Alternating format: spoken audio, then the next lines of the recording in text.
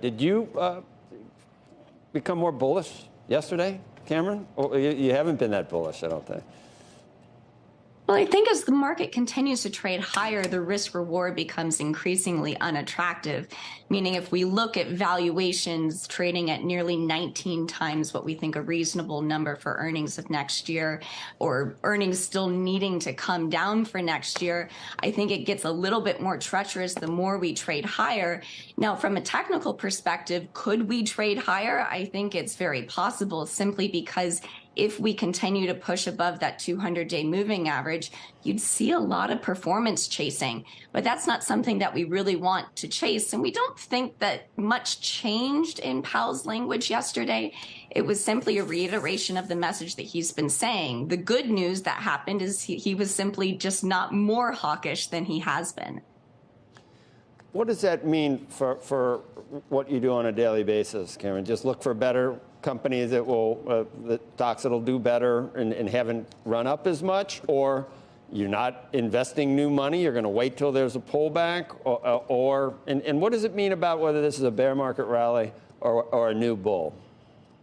Well, to answer the last question, it is possible to be in a bear market and trade above the 200-day moving average. It doesn't happen very often. It is rare, but it is possible. So we have to consider that there is a possibility that we re-enter the downtrend.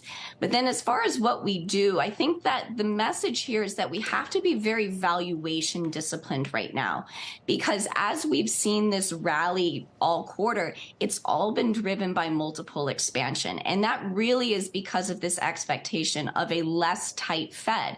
And so if we see growth continue to come in better than expected, which we have been seeing better growth statistics, that could put upward pressure on yields, put downward pressure on valuations. So when we look for new areas to buy, we want to make sure that we're buying in valuations that still remain reasonable instead of chasing valuations that might have already recovered back to prior highs. So we're in a trading range, would you say? It doesn't mean we hit new lows, doesn't mean we hit new highs. And is that where we are, and for how long?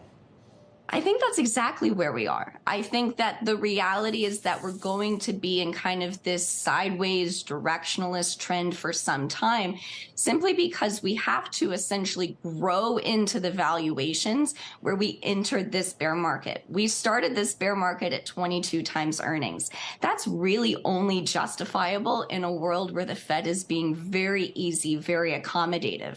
So what that means is that in order to get back up to prior highs and start into a new bull market past those prior highs, we really have to see it come from earnings growth. We have to grow into those high valuations. So the trading range is really capped by valuation itself. And at 19 times nearly today, that's where we start to say that the risk reward becomes less attractive over the medium term.